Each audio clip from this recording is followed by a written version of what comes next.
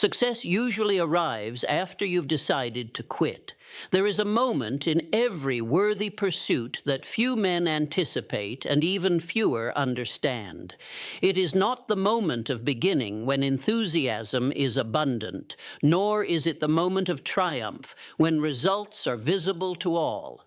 It is the quiet interval between these 2 points, a period marked not by defeat, but by uncertainty. This moment often arrives when effort has been sustained for some time, and yet no outward evidence of progress has appeared. The individual begins to reason with himself. He weighs his labor against his rewards and finds the scales uneven. It is here that doubt enters, not as an intruder, but as a counselor, calm, logical, and persuasive. He does not feel as though he is failing. Rather, he feels as though he is awakening to reality.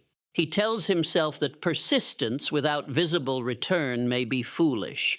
He begins to question whether his aim was practical, whether his desire was reasonable, whether his continued effort is justified. This is not failure. This is the testing of purpose. Most people assume that men abandon their goals because they lack ability. This assumption is false. Men abandon their goals because they lack persistence at the precise moment when persistence is most required. They quit, not because the goal is unattainable, but because the period of delayed compensation has extended beyond their emotional endurance. Nature does not reward effort immediately. She demands faith, sustained action, and patience before she yields results. And it is during this delay that the majority surrender. They mistake silence for refusal. They interpret discomfort as a sign of misdirection. They conclude that because results have not yet appeared, they never will. Yet history reveals a different truth. Over and over again, success comes to those who stand firm after the desire to quit has become strongest. The turning point rarely announces itself. It arrives quietly, often unnoticed, after the mind has adjusted itself to perseverance. When men speak of overnight success, they speak inaccurately. What they witness is the visible result of long, unseen preparation. They do not see the months or years during which effort continued without applause. They do not see the countless moments when quitting would have seemed sensible and justified. This is the phase in which desire is purified. Weak wishes dissolve here. Only definite purpose survives. The man who persists beyond this point has already separated himself from the majority, not by talent, but by temperament. It is at this juncture that many withdraw gradually rather than decisively. They reduce their effort, they delay their action, they lower their expectations. They do not openly declare defeat, they simply cease advancing. This form of surrender is the most common and the most tragic, for it occurs nearest to success. The irony is unmistakable. Men often abandon their purpose at the moment when their accumulated effort is about to begin yielding returns. They have planted the seed, watered the soil, and waited through the season of growth, only to leave the field before the harvest. Therefore, it may be said with confidence that success frequently arrives only after the individual has resolved to quit. Not because quitting brings success, but because the resolve to quit arises at the precise moment when persistence has reached its greatest value.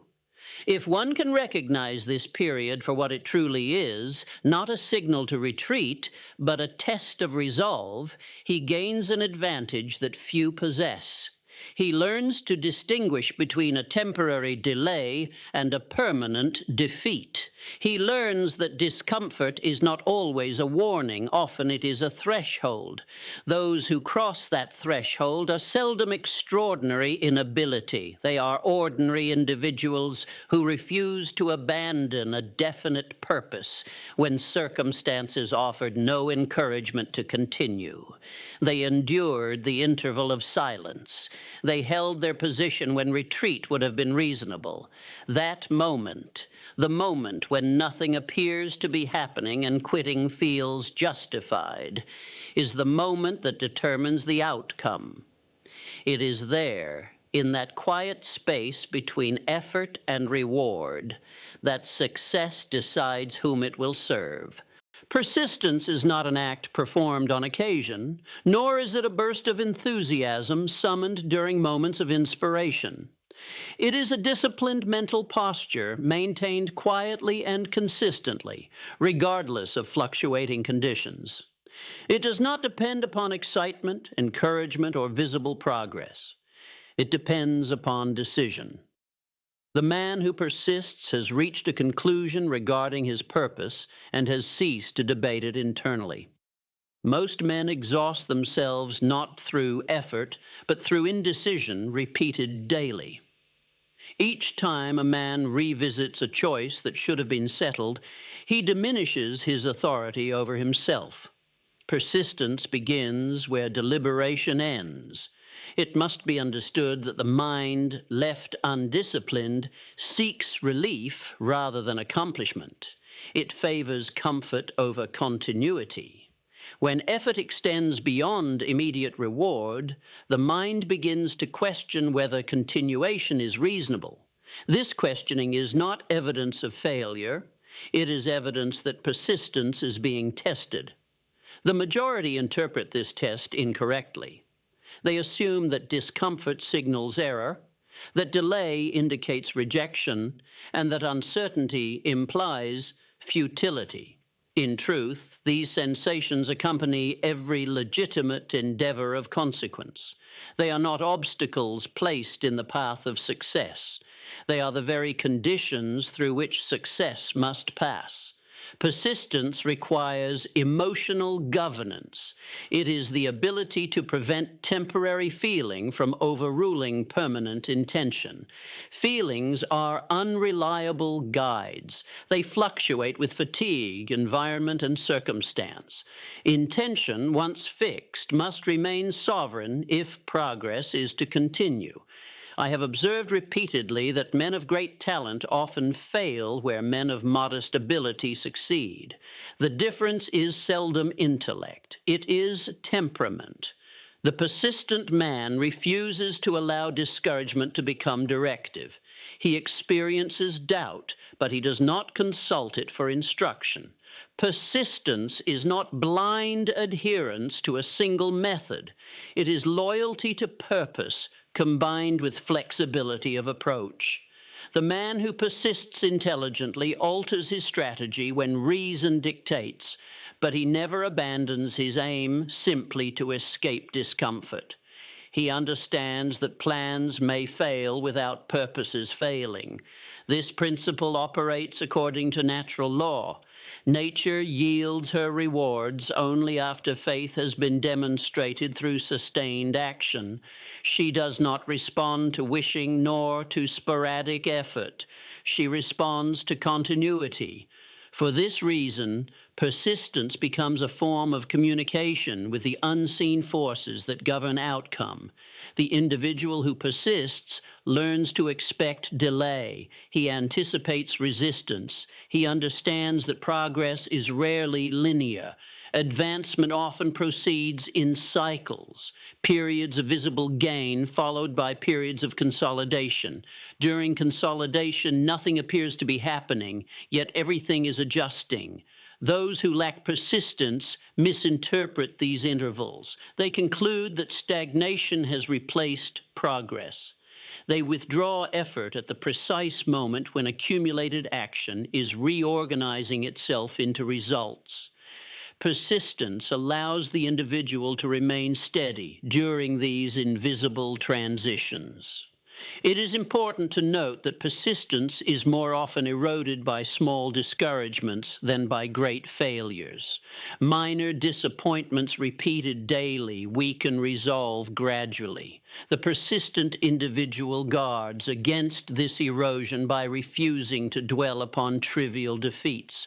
He measures progress by adherence to principle rather than immediate outcome. Each day in which he acts in harmony with his purpose is counted as advancement, regardless of visible reward. This method of measurement stabilizes effort and preserves morale. It prevents the mind from becoming dependent upon external validation.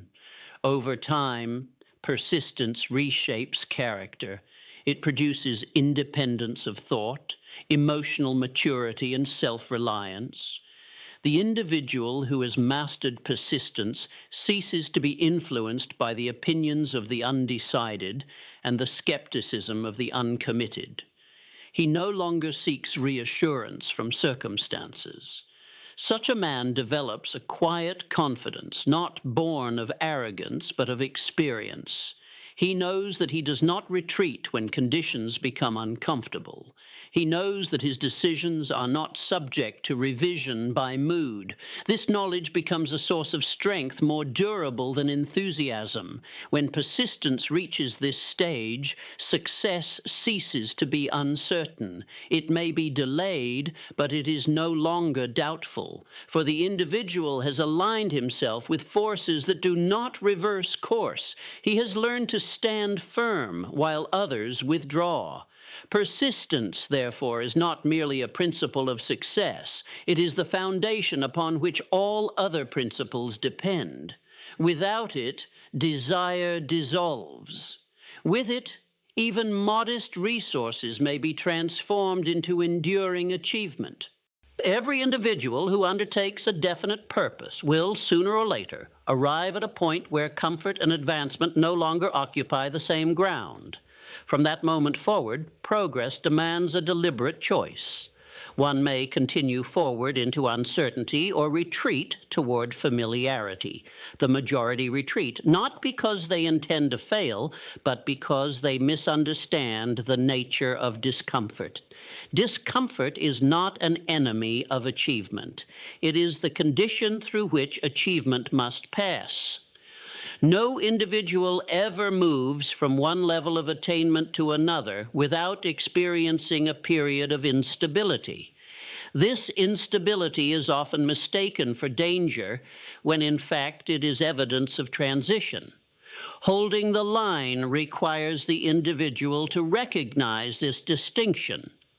It demands that he remain loyal to his purpose even when circumstances offer no immediate reassurance. It requires him to understand that the absence of visible progress does not signify the absence of progress itself. Men frequently abandon their aims under the illusion of prudence. They convince themselves that withdrawal represents balance, wisdom, or self-preservation. Yet upon closer examination, such decisions are rarely guided by reason. They are guided by fear, fear of disappointment, fear of wasted effort, fear of continued uncertainty. Fear often disguises itself in respectable language. It calls itself realism. It presents itself as moderation. It urges the individual to avoid embarrassment, to minimize risk, to protect comfort. And because these arguments appear sensible, they are seldom questioned. The individual who holds the line learns to question them. Holding the line does not require reckless persistence. It requires intelligent endurance. The persistent individual rests when rest is required, reflects when reflection is necessary, and adjusts his methods when reason dictates. But he does not abandon his purpose simply to escape emotional strain. Emotional strain is temporary. The consequences of abandonment are permanent. When a man relinquishes his purpose prematurely, he may experience relief, but relief must not be confused with resolution. Relief merely quiets tension. It does not advance position. In time, relief gives way to regret, for the individual recognizes, often too late, that he retreated not because success was unattainable, but because perseverance became uncomfortable. Holding the line longer than comfort allows produces a transformation within the individual long before it produces results in the external world. It strengthens self-trust. It establishes inner authority.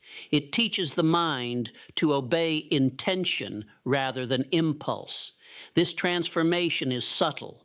It does not announce itself through dramatic emotion. It reveals itself through steadiness. The individual becomes less reactive, less dependent upon approval, less disturbed by delay. He acts because action aligns with his decision, not because circumstances demand it. Over time, this steadiness becomes confidence, not the loud confidence of those who seek attention, but the quiet confidence of those who have tested themselves and remained standing. Such confidence cannot be borrowed, imitated, or purchased. It is earned through continued fidelity to purpose. It must be emphasized that success is seldom achieved through sudden effort applied at moments of convenience. It is achieved through sustained action maintained during periods when convenience has disappeared. Those who succeed are not immune to doubt. They simply refuse to allow doubt to determine their conduct. The individual who holds the line understands that feelings fluctuate, but decisions endure. He understands that discomfort is not a verdict upon his worth or his aim. It is merely the cost of advancement. When success finally manifests, it often appears sudden to the observer. Yet to the individual who has held the line, it feels inevitable. He recognizes the result not as fortune, but as consequence. He understands that what has appeared externally is merely the culmination of internal discipline applied over time. Thus, the difference between those who attempt and those who achieve lies not in opportunity, intelligence, or environment. It lies in the willingness to remain steadfast when comfort invites retreat. It lies in the capacity to endure uncertainty without surrendering purpose. Holding the line beyond comfort is not an act of force. It is an act of faith governed by reason, and it is this act, quiet, uncelebrated, and often unseen, that determines the ultimate direction of a life. Persistence, when practiced faithfully, produces more than outward success. It produces mastery over self. And this mastery, once attained, becomes the most valuable possession an individual can acquire. Most men attempt to control circumstances before they have learned to control their own minds. They seek authority over environment, position, or resources while remaining subject to fear, impulse, and emotional fluctuation. Such control is temporary at best. True power begins within. The individual who has learned to persist beyond comfort has already taken the first step toward self-mastery. He has proven that his conduct is governed by intention rather than impulse. He no longer reacts automatically to disappointment, delay, or uncertainty. Instead, he responds deliberately. This distinction is critical. Reaction belongs to the undisciplined mind. Response belongs to the disciplined one. The man who reacts is ruled by circumstance. The man who responds governs circumstance. Self-mastery is not achieved through suppression of emotion, but through understanding of it. The persistent individual does not deny fear, doubt, or fatigue. He recognizes them as temporary conditions, not authoritative voices. He refuses to allow passing sensations to dictate permanent decisions. This ability separates the drifter from the directed man. The drifter allows his course to be shaped by mood, opinion, and external pressure. The directed man shapes his course through deliberate choice. He may encounter the same obstacles, yet he interprets them differently. Where one sees reason to withdraw, the other sees reason to endure. Self-mastery also brings independence of thought. The individual who has cultivated it no longer depends upon approval for validation. He listens to counsel, but he does not surrender judgment. He weighs opinion without becoming subject to it. This independence shields him from discouragement and protects him from distraction. It must be emphasized that such mastery is not granted suddenly. It is earned gradually through repeated acts of disciplined persistence. Each time the individual chooses intention over impulse, he strengthens this internal authority. Each time he remains steady under pressure, he reinforces it. Over time, this authority becomes habitual. The individual ceases to struggle with himself. He no longer debates whether to continue when difficulty arises. His course has already been decided. Effort flows naturally from decision. This condition produces calm, not indifference, but composure. The individual is no longer easily disturbed by delay or opposition. He understands that these are elements of the process, not evidence of failure. His confidence rests not in circumstances, but in character. Such calm has a profound effect upon outcome. It attracts cooperation. It invites opportunity. It commands respect, often without demand. Others sense the steadiness of purpose and respond accordingly. When success arrives under these conditions, it is not accompanied by confusion or excess. It is met with clarity. The individual understands both its origin and its responsibility. He recognizes that the same discipline which produced success must be maintained to preserve it. Thus, self-mastery becomes both the cause and the guardian of achievement. The man who has mastered himself does not fear adversity, for he knows that adversity cannot govern him without consent. He does not fear delay, for he understands its purpose. He does not fear failure, for he knows that temporary defeat cannot destroy a definite purpose.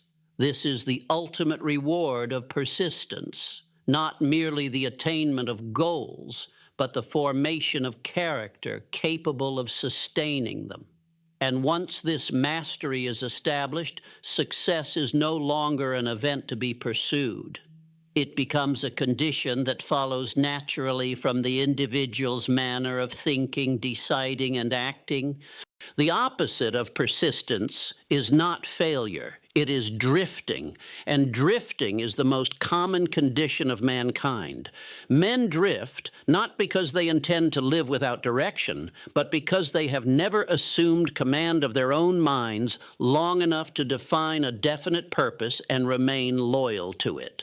A drifting individual is not idle. He may work continuously. He may exert great effort, yet his labor lacks coordination, for it is not guided by a central aim. He reacts to circumstance rather than directing it. His conduct is shaped by moods, opinions, and external pressures instead of intention. Drifting dissipates energy. Purpose concentrates it. When an individual defines his purpose clearly and commits himself to it with finality, a transformation begins to take place. His thoughts acquire direction. His actions gain coherence. He no longer expends energy upon pursuits that do not advance his aim. He becomes selective, not by chance, but by discipline. Most men believe they lack opportunity, when in reality they lack clarity. Opportunity responds to definiteness. It avoids confusion. It aligns itself with those who know what they want and are prepared to persist until they obtain it. The world does not reward wishful thinking. It responds to decision. A definite purpose does not eliminate adversity. It does not remove delay, opposition, or uncertainty. What it removes is confusion. It supplies a reference point against which all decisions may be measured. When difficulty arises, the individual does not ask whether the struggle is worthwhile. He asks only how to continue. The drifter has no such reference.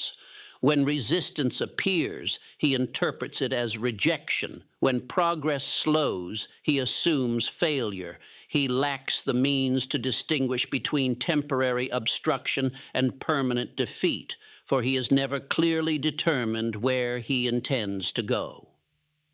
Definite purpose supplies that destination. It must be emphasized that purpose alone is insufficient without persistence. A clearly defined aim, unsupported by sustained action, remains a wish. Yet persistence without purpose is equally ineffective. It produces movement without advancement. Achievement requires the union of both. The individual who unites persistence with definite purpose ceases to wander mentally. His thinking becomes disciplined. He no longer entertains ideas that contradict his aim. He refuses to dwell upon suggestions of defeat, not through denial, but through conscious direction of thought. This discipline produces focus. Focus produces momentum. Momentum carries the individual through periods that would otherwise discourage him. He ceases to depend upon enthusiasm for motivation. His effort flows naturally from decision. Definite purpose also alters the individual's relationship with time. He no longer demands immediate compensation for effort. He understands that delay is inherent in all worthwhile pursuits. He measures progress not by speed, but by alignment with his aim. Doubt will appear as it appears in all endeavors of consequence, yet doubt finds no permanent residence in a mind governed by purpose. The individual may experience uncertainty, but he does not submit to it. His purpose remains fixed, and doubt passes without altering his course. This condition marks the end of drifting. The end of drifting does not arrive dramatically. It arrives quietly at the moment the individual resolves to remain faithful to a single aim regardless of temporary circumstance. From that moment forward, his life acquires structure. His actions gain meaning. His failures become instruction rather than condemnation. Those who succeed are rarely those who began with superior advantage. They are those who eliminated indecision. They chose an aim. They committed to it. And they persisted through the interval of uncertainty that deters the majority. A definite purpose does not guarantee a smooth path. It guarantees direction. And direction, once established, renders circumstance secondary. The individual may be delayed, but he cannot be diverted. He may be tested, but he is not confused. Drifting ends when decision becomes final. And when drifting ends, life ceases to be governed by chance. Success is no longer an accident. It becomes the natural outcome of intention applied through persistent action over time. When a man knows what he wants, decides to obtain it, and refuses to surrender that decision, his course is set. External forces may challenge him, but they cannot command him. He moves with intention rather than impulse. This condition is not reserved for the extraordinary. It is available to any individual willing to assume responsibility for his own direction. Definite purpose ends drifting. Persistence sustains purpose. And together they form the foundation upon which all enduring achievement rests. Faith, as I have observed it, is not belief without reason, nor is it acceptance without evidence. Faith is a state of mind that may be cultivated deliberately through repeated thought, emotion, and action directed toward a definite purpose. It is not inherited. It is not accidental. It is developed. Most men misunderstand faith because they confuse it with hope. Hope waits, faith acts. Hope desires an outcome, faith expects it, and expectation governs conduct long before results appear. The subconscious mind responds not to logic, but to impression. It accepts as truth that which is repeatedly presented to it with feeling. For this reason, the thoughts a man entertains habitually determine the nature of his conduct, his confidence, and ultimately his circumstances. Autosuggestion is the method by which these impressions are delivered. Every thought that passes through the conscious mind leaves a trace upon the subconscious. Thoughts accompanied by emotion leave the deepest impression. Repetition strengthens the effect. Over time, these impressions form beliefs, and beliefs direct behavior. The individual who understands this principle ceases to regard thought as harmless. He recognizes that thought is causative. It initiates action, attracts circumstance, and shapes opportunity. Faith is the emotionalized form of belief. When belief is combined with emotion, it gains influence over the subconscious mind. The individual who repeatedly affirms his purpose with conviction gradually conditions his subconscious to accept that purpose as inevitable. This process is not instantaneous. The subconscious mind resists unfamiliar ideas. It favors those impressions which are reinforced consistently. For this reason, faith must be cultivated patiently. Doubt may appear, but doubt does not prevent faith unless it is repeatedly entertained. The persistent individual understands this. He does not demand immediate certainty. He builds it. He deliberately feeds his mind with thoughts that support his purpose and withholds attention from thoughts that weaken it. Autosuggestion is not self-deception, it is self-direction. The individual who practices autosuggestion intelligently does not deny reality. He selects which aspects of reality will dominate his thinking. He refuses to dwell upon defeat. He refuses to rehearse fear. He refuses to entertain suggestions of limitation.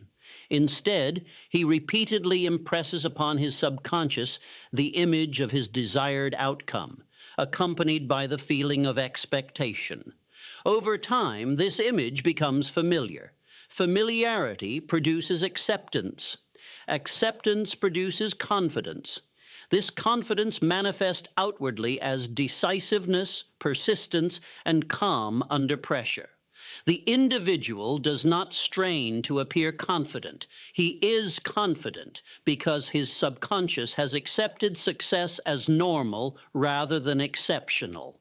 It must be emphasized that the subconscious mind does not discriminate between constructive and destructive suggestions. It responds equally to both. Fear impressed repeatedly becomes belief.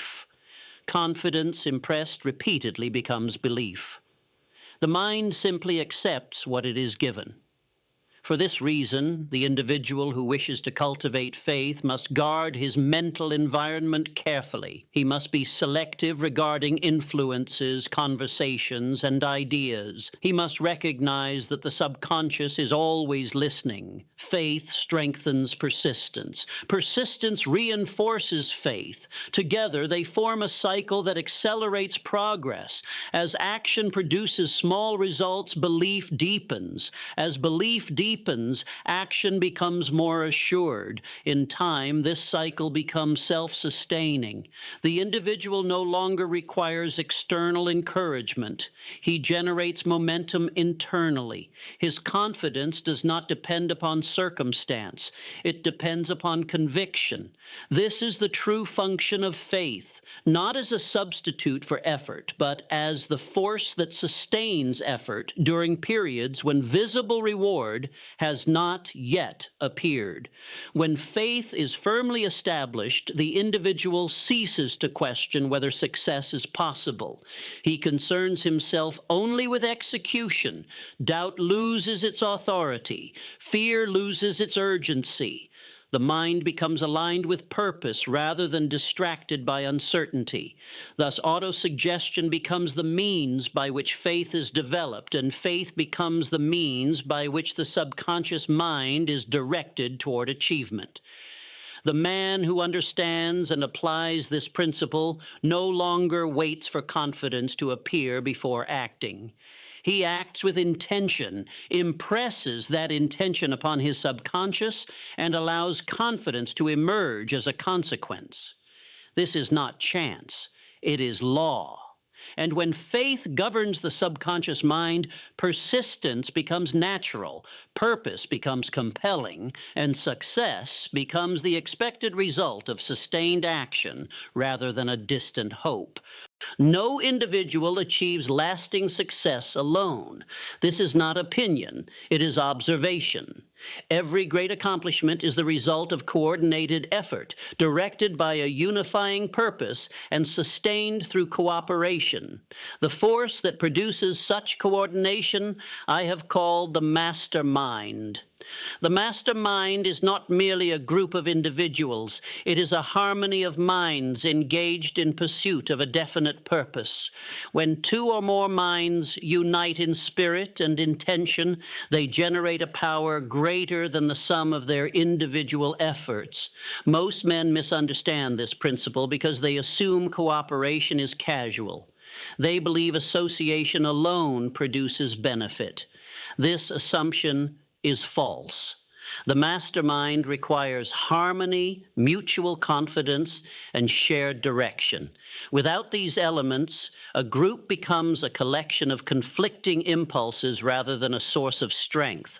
The mastermind operates through alignment. When individuals coordinate their efforts toward a common aim, they eliminate friction. Energy ceases to scatter. Ideas connect. Solutions emerge that would not have appeared in isolation. This phenomenon is not mystical, it is psychological. Minds influence one another through suggestion, reinforcement, and shared expectation. The isolated individual must generate all encouragement internally. The individual operating within a master mind receives reinforcement continuously. When one mind falters, another steadies it. When doubt appears, collective confidence restores balance. In this way, persistence is multiplied. The mastermind also accelerates clarity. Each participant brings a distinct perspective.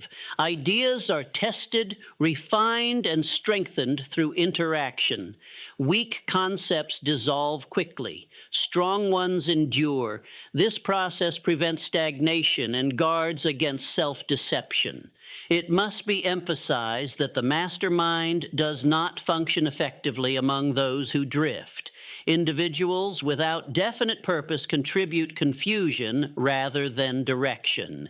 For this reason, selection is critical. One must associate only with those whose aims are compatible and whose character supports cooperation. Harmony is essential. Where jealousy, suspicion, or selfish ambition exist, the mastermind disintegrates. These emotions interrupt the flow of thought and replace cooperation with competition. The mastermind cannot operate under such conditions. The successful individual understands this and guards his associations carefully. He recognizes that the people with whom he surrounds himself influence his thinking continuously. Their attitudes, beliefs, and expectations become suggestions impressed upon his subconscious mind. This influence operates whether one is aware of it or not. For this reason, association is not a neutral act. It is a formative one. The master mind amplifies whatever qualities are present within it. When those qualities are disciplined, confident, and purpose-driven, the results are constructive. When they are unfocused or fearful, the results are destructive. The mastermind principle also explains why sustained success is rarely achieved in isolation. The individual mind, however capable, is subject to fatigue, bias, and limitation. The coordinated mind renews itself. It compensates for weakness. It expands capacity. This coordination does not require constant interaction. It requires understanding and alignment. Even when separated physically, individuals united in purpose influence one another through shared intent. Those who apply this principle intelligently do not seek agreement for its own sake. They seek harmony of direction. Differences of opinion are not obstacles when purpose is shared. They become assets. The mastermind does not replace individual responsibility. It enhances it. Each participant remains accountable for his contribution. Yet through cooperation, effort produces greater return. This principle operates in every organized endeavor: business, leadership, invention, and reform. Wherever coordinated effort exists, the mastermind is present. Wherever success endures, it is sustained by this invisible force. The individual who understands and applies the mastermind principle ceases to struggle alone. He aligns his effort with others who share his aim. He multiplies persistence, reinforces faith, and strengthens purpose. In doing so, he accelerates progress and reduces resistance. Success, therefore, is not merely the result of individual effort applied repeatedly. It is the product of coordinated effort applied intelligently. The mastermind transforms intention into momentum and momentum into achievement. Those who ignore this principle labor alone and advance slowly. Those who master it align with forces that do not exhaust themselves. This is the power of the mastermind. It is not found in numbers, but in unity, not in conversation, but in cooperation, and not in association alone, but in shared purpose maintained with discipline and faith. The most common cause of failure is not lack of ability nor lack of opportunity. It is indecision.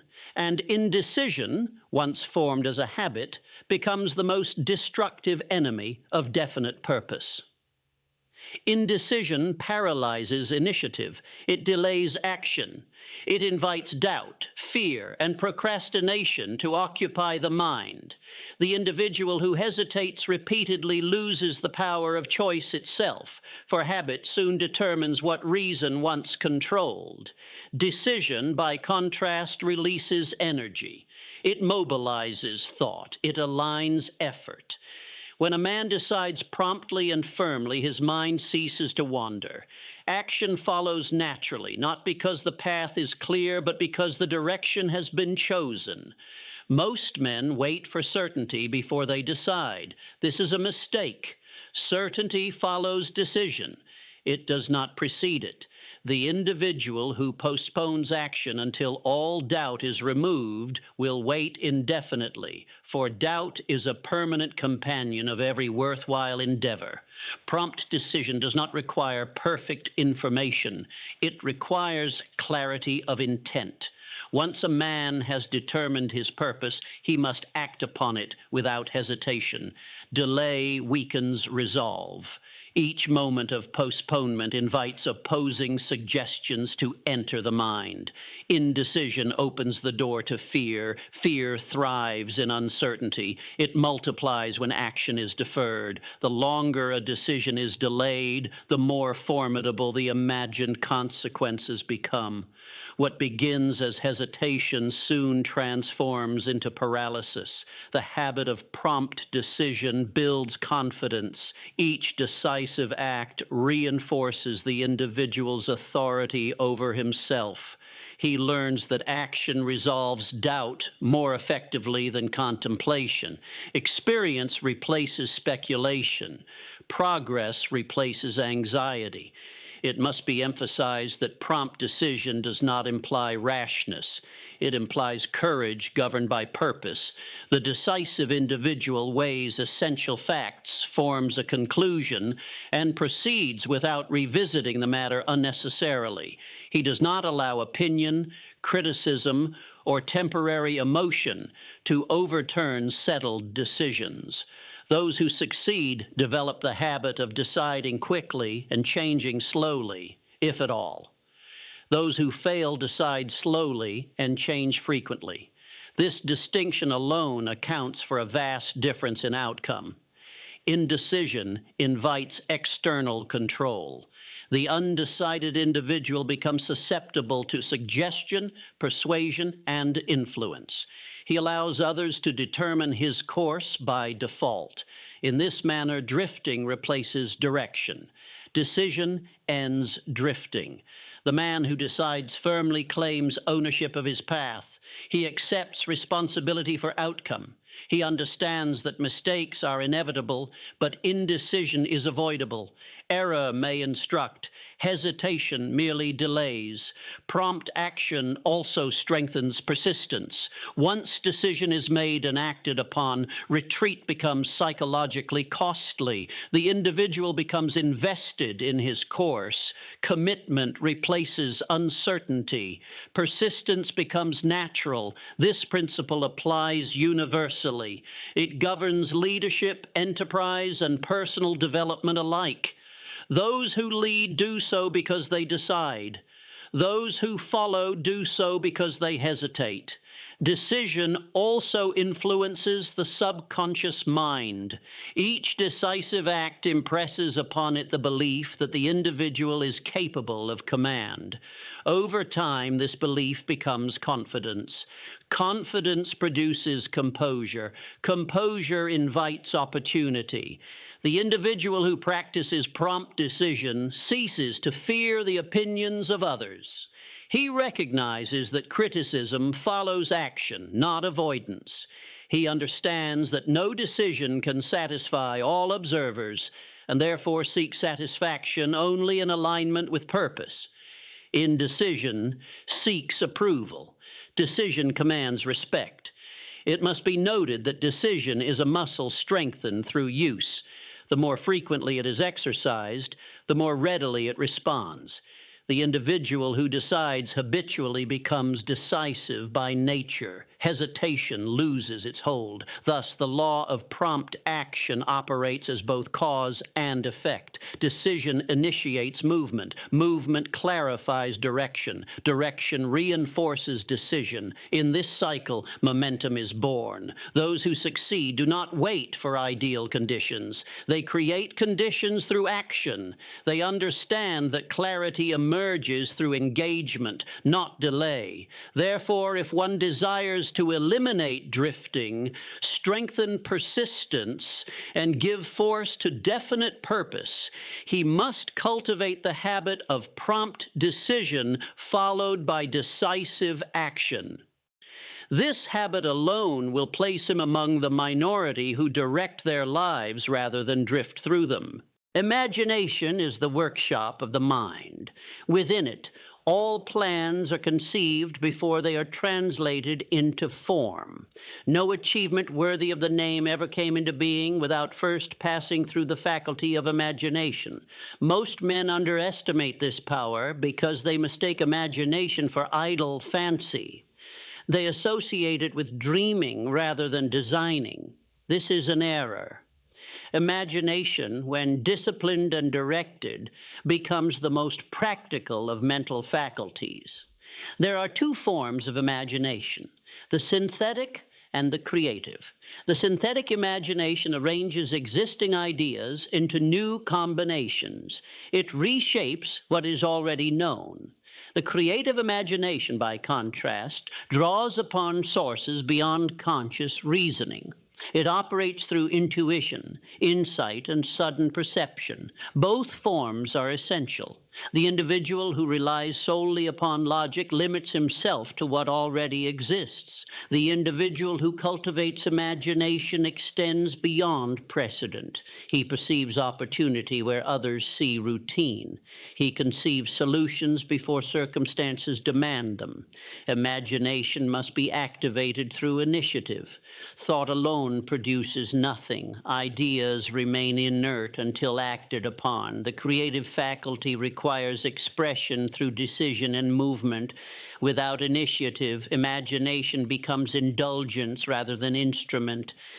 The men who succeed consistently are those who act upon ideas promptly. They do not wait for perfect conditions. They understand that imagination sharpens through use. Each act of initiative strengthens creative capacity.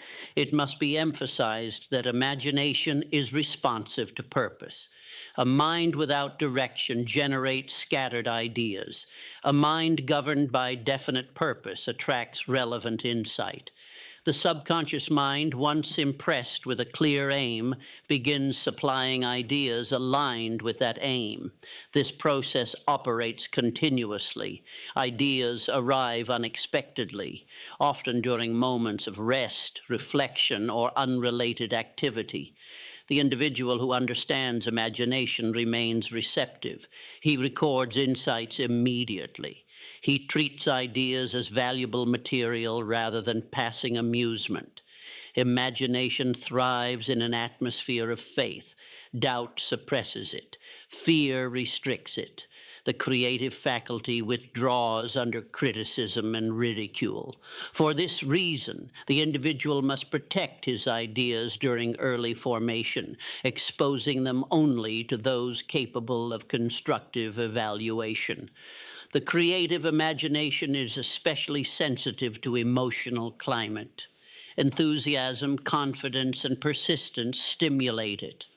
Indecision and hesitation dull it. Action nourishes it.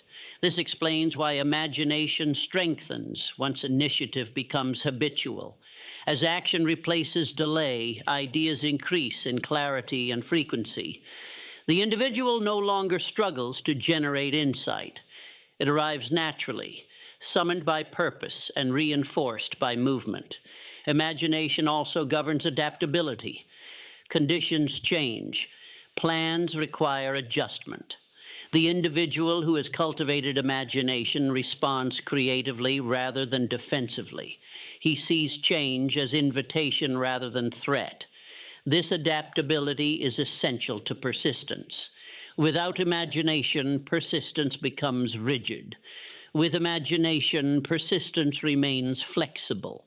The individual maintains purpose while revising method. It is through imagination that obstacles are transformed into opportunity. What appears as limitation to one mind appears as challenge to another. The difference lies not in circumstance, but in perception. Imagination does not replace reason. It extends it. Reason evaluates. Imagination originates. Together, they produce intelligent action. The individual who neglects imagination confines himself to imitation. He follows established paths. He advances only where precedent permits. The individual who cultivates imagination pioneers. He creates new paths and defines new standards. This is why imagination occupies a central position in achievement. It precedes decision, sustains initiative, and guides adaptation. Without it, progress stagnates. With it, progress accelerates. Imagination must be exercised deliberately. It grows through use. Each idea acted upon reinforces confidence in the creative faculty. Over time, the individual learns to trust insight as readily as analysis. Thus, imagination becomes a working partner rather than a distant concept. It informs decision, energizes persistence, and multiplies effectiveness. The man who combines imagination with initiative ceases to wait for opportunity. He creates it. He recognizes that all outward achievement begins inwardly, as a mental image sustained by faith and expressed through action. This is the creative faculty at work, not as fantasy, but as force. Every action repeated becomes habit. Every habit practiced becomes character, and character determines destiny. This sequence operates with precision whether one is conscious of it or not. The subconscious mind records repeated behavior faithfully and reproduces it automatically. For this reason, the greatest task confronting any individual is the mastery of habit. Most men attempt to control outcomes while neglecting the habits that produce them. They wish for success while practicing indecision. They desire confidence while indulging fear. They seek discipline while yielding to impulse. Such contradictions cannot endure without consequence. The subconscious mind does not reason. It records. It does not evaluate. It accepts. Whatever the conscious mind repeatedly impresses upon it through thought, emotion, and action, it adopts as directive. Habit is the language through which the conscious mind communicates with the subconscious.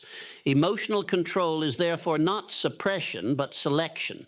The individual must learn to choose which emotions he will encourage and which he will deny expression.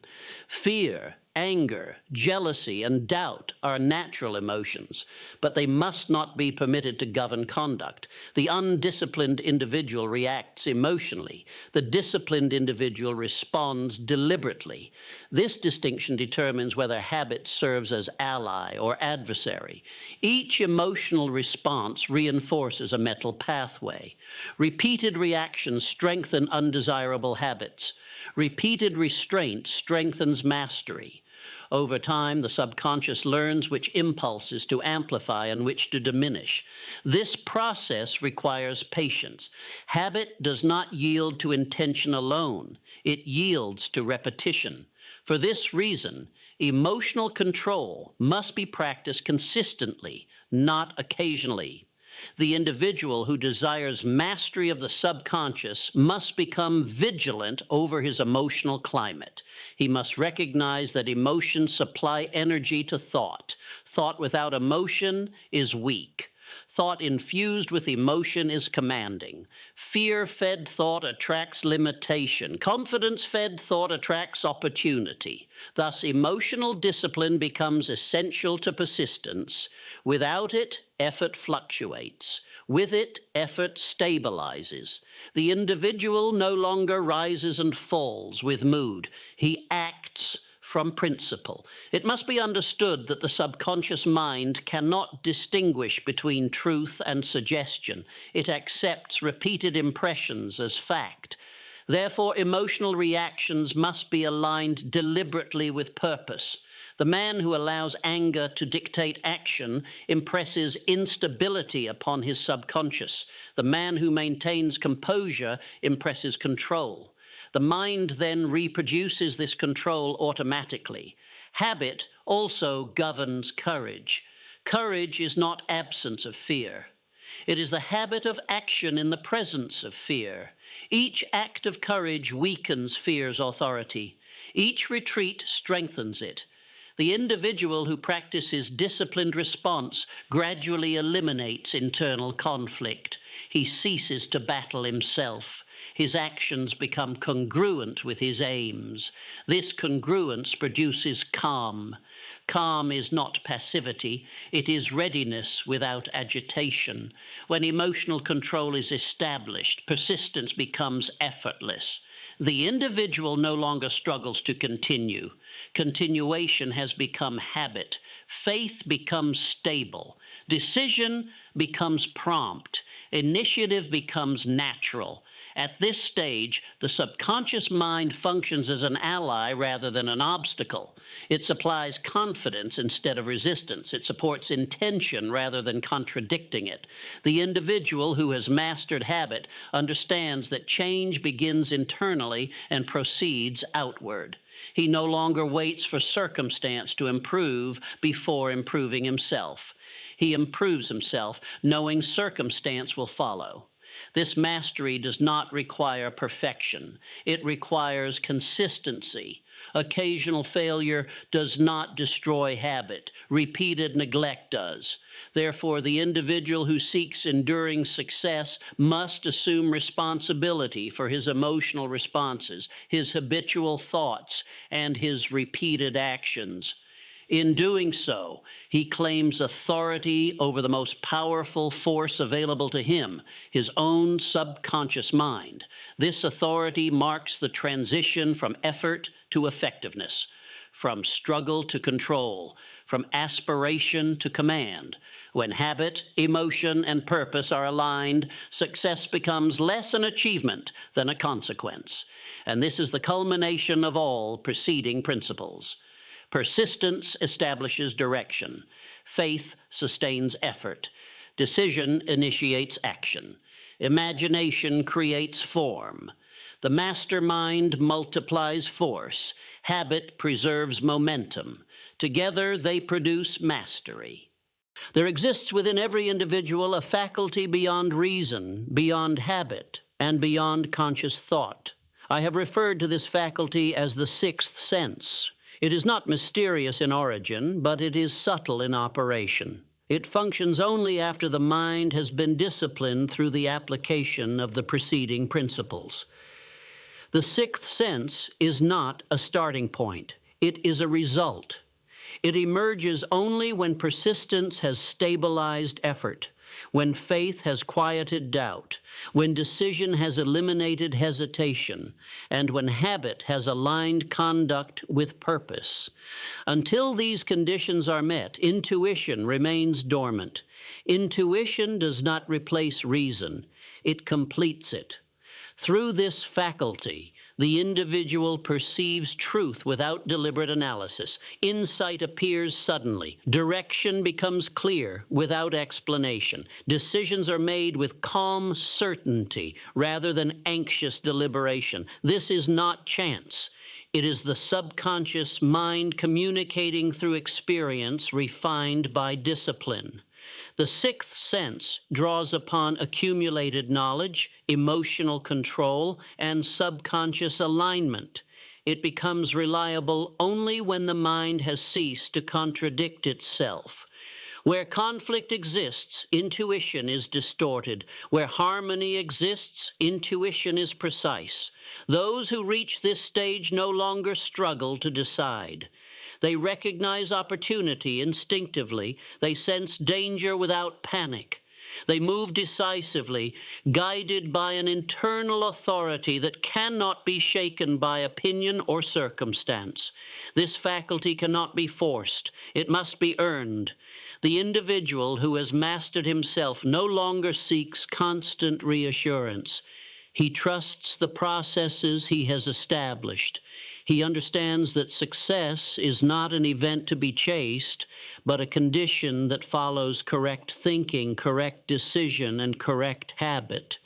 Thus, the sixth sense marks completion, not perfection, but alignment. When mind, purpose, and action operate in harmony, effort becomes efficient, confidence becomes natural, and progress becomes steady. The individual no longer drifts. He directs. He no longer reacts. He responds. This is the end of instruction and the beginning of command. All principles presented are means to this end, not wealth alone, but mastery of direction. For when a man governs his own mind, circumstances become secondary, obstacles become temporary, and achievement becomes inevitable. This is the final law, and it is sufficient.